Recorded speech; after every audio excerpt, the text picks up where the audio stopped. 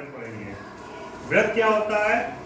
वृत्त जो होता है वो इसके चारों तरफ कहीं पे भी ले लो, केंद्र से दूरी हमेशा बराबर ही रहेगी। ये केंद्र होता है, बीच में जो आपको ये धुरा दिखाई पड़ रहा है, ये कील दिखाई पड़ रही है, केंद्र है। ये साइकिल का रिंग है और साइकिल की रिंग को हमने ये हमको वृत्त दिखाई पड़ रहा है, तो ये जो धुरा है इसका केंद्र है। तो यहाँ से जो इसकी तीली गई है, ये तीली चारों तरफ ये बराबर बराबर ही हो, ठीक है, क्लियर हुआ। और ये तीली जो है केंद्र से जो यहाँ पे मिलती है इसको बोलते हैं त्रिज्या। क्या बोलते हैं? त्रिज्या। ये सब त्रिज्या है। क्या है? त्रिज्या। ये सब टोटल क्या है? त्रिज्या, जिसको बोलते हैं रेडियस। क्या बोलते हैं? रेडियस। रेडियस। ये केंद्र और ये हो गया आपका radius. Doubt? Clear? Concept clear हुआ? बीच में क्या है? केंद्र। क्या है? केंद्र। क्या है? केंद्र। बोला तो कुछ तेज से। केंद्र, सेंटर इसको बोलते हैं इंग्लिश में, ठीक है, सेंटर। फिर त्रिज्या और केंद्र की बात समझ में आ गई? अब जो है इस धुरा से यहां से लेके और यहां तक जब तीली मिलती है केंद्र से गुजरते हुए, केंद्र से गुजर, तो इसको बोलते हैं व्यास। ये जो रेखा जाती है इसको बोलते हैं व्यास। कैसे? ऐसे केंद्र से होकर रेखा जो जाती है उसको बोलते हैं व्यास। व्यास मतलब डायमीटर। डायमीटर। डाउट? क्लियर हुआ? तो जो व्यास है वो त्रिज्या की क्या हुई? दुगनी के बराबर हुई। भाई त्रिज्या हमारी ये एक त्रिज्या जोड़ लो, दो त्रिज्या हो गई है तो दुगनी के बराबर हुई। तो व्यास जो है हमारी, व्यास वृत्त का व्यास जो होता है वो 2 गुणे त्रिज्या के बराबर होता है। ये होता है सर्किल। क्या होता है? सर्किल में व्यास और त्रिज्या समझ में आ गया, केंद्र समझ में आ गया, तो स्थिति समझ में आ गया। अब जो है अब हम देखेंगे वृत्त की परिधि। वृत्त की परिधि कैसे पता करेंगे? जैसे ये डोरी है, ये डोरी है, इस डोरी को हम जब यहाँ पर इस बिंदु पर रखते हैं और इसको यहाँ पर पूरा लपेटते हैं इस तरीके से, ये यहाँ तक आया, तो ये जो दूरी है इस डोरी की, ये जो लंबाई आई है इसको बोलते हैं वृत्त की परिधि। अब इसकी वृत्त की परिधि कैसे नापेंगे? ये क्या फीता, इस फीता से इसको हम देखेंगे कितना मीटर हुआ। यहां से इसको रखो, इसको मेजर करो 1 मीटर, और ये हमारा लगभग हुआ है कि 2 मीटर 10 सेंटीमीटर। 2 metre 10 centimetre. तो ये वृत्त की क्या है? परिधि। परिधि क्या होती है? जो इसकी चारों ओर की जितनी भी दूरी होती है उसको बोलते हैं वृत्त की परिधि। 2 मीटर 10 सेंटीमीटर। इस तरीके से ये जो दूरी होती है, ठीक है। तो वृत्त की परिधि क्या होगी? 2 मीटर 10 सेंटीमीटर। क्लियर हो गया? परिधि का मतलब समझ आ गया? परिधि का मतलब समझ आ गया?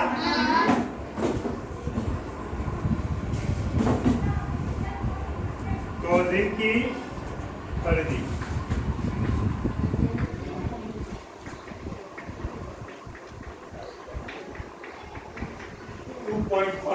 मीटर कह लो या 210 सेंटीमीटर कह लो, ठीक है। अब इसका सूत्र क्या होता है वृत्त की परिधि के लिए? वृत्त की परिधि के लिए सूत्र जो होता है वो होता है 2 पाई r। कितना होता है? 2 पाई r। ये याद रखिएगा, 2 पाई r। अब इसकी रेडियस कितनी है? ये जो इस रिंग की रेडियस कितनी है? जो तीलियां जा रही है इसकी लंबाई कितनी? केंद्र से लेके यहाँ तक केंद्र से लेके यहाँ पे इसकी, तो ये क्या त्रिज्या है, इसकी लंबाई निकालेंगे। कैसे निकालेंगे देखो, तो वृत्त की परिधि कितनी रहती है, 210 सेंटीमीटर। 2 गुणे पाई जो होता है वो अपरिमेय संख्या होती है, वो होता है 22/7। 22/7 गुणे 8।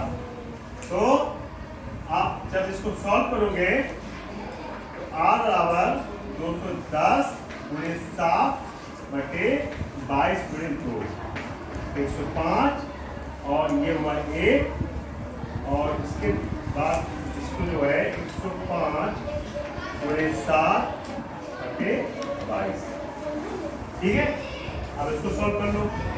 तो लगभग जो कटेंगे जाके 735, 735 और 22, तो 22 3 66 और 65, लगभग नियर अबाउट 3.6।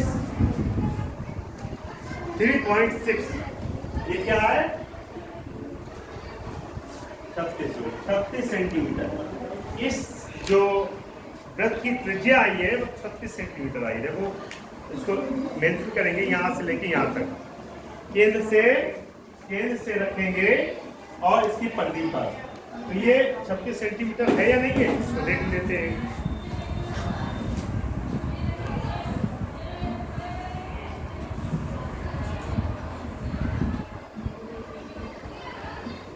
इस तरीके से सही है, लगभग 36 सेंटीमीटर आ रहा है। ये देखो 3.6 आ रहा है। तो ये वृत्त की त्रिज्या ऐसे निकालते हैं। क्लियर हो गया, समझ आ गया। पहले में वृत्त की परिधि पता होनी चाहिए, फिर इसके सूत्र में रखेंगे और R का मान निकाल लेंगे। वृत्त का व्यास क्या होगा, त्रिज्या के दुगने के बराबर। वृत्त का व्यास क्या होता है, वृत्त का व्यास त्रिज्या के दुगने के बराबर होता है, ये याद रखो। तो 2 गुणे 36, 72 सेंटीमीटर। ठीक है, 72 सेंटीमीटर। अब इस ये जो वृत्त है ये में कितनी जगह घेर रहा है, ये कितनी जगह घेर रहा है, इसको बोलते हैं क्षेत्रफल। क्या बोलते हैं, तो इसका जो क्षेत्रफल, जो सूत्र होता है वृत्त के क्षेत्रफल का, वो क्या होता है, πr²। वृत्त का क्षेत्रफल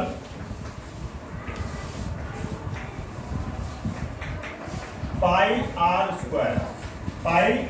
π/7, R कितना देखा है, 36 गुणे 36, तो 37/35। लगभग जो आएगा हमारा वो 110 गुणे 36, 0, और ये लगभग आया 3960 लगभग सेंटीमीटर पर। ठीक है, ये इसका क्या है, इसका ये क्षेत्रफल है, कितनी जगह घेर रहा है। क्षेत्रफल का मतलब होता है कि वह कितनी जगह घेर रहा है, तो ये वृत्त का क्षेत्रफल होता है पूरा। ठीक है, तो क्या क्या चीज समझ आया, वृत्त में केंद्र समझ में आया, त्रिज्या समझ में आई, व्यास समझ में आया, वृत्त की परिधि समझ में आई, वृत्त का क्षेत्रफल समझ में आया। और एक चीज और है, अब अगर ये रेखा जो है, आप तो कह सकते थे कि केंद्र से होकर ना जाए, ऐसे जाए, तो उसको बोलते हैं जीवा। क्या बोलते हैं, जीवा। ऐसे जाए, केंद्र से ना जाए, छू के भी ना जाए, छू के जाएगी तो व्यास हो जाएगी, तब भी जीवा। ये भी जीवा, ठीक है, ये भी जीवा, ये भी जीवा, ये भी जीवा, ये भी जीवा, और जैसे ही इसके केंद्र से होकर जाएगी तो वो व्यास हो जाएगी। तो ये वृत्त की सबसे बड़ी जीवा जो होती है वो व्यास ही होती है। और पूछा है वृत्त की सबसे बड़ी जीवा क्या होती है, व्यास। क्या होती है, व्यास। सबसे बड़ी जीवा होती है वृत्त की। तो वृत्त की सबसे बड़ी जीवा जो होती है, वृत्त की सबसे बड़ी जीवा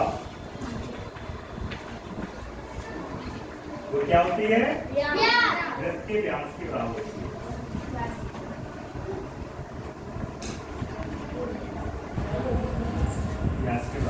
ठीक है, ये कुछ पॉइंट्स हैं, ध्यान रखिएगा। समझ आ गया, कॉन्सेप्ट क्लियर हो गया। ओके, सही 10 मिनट।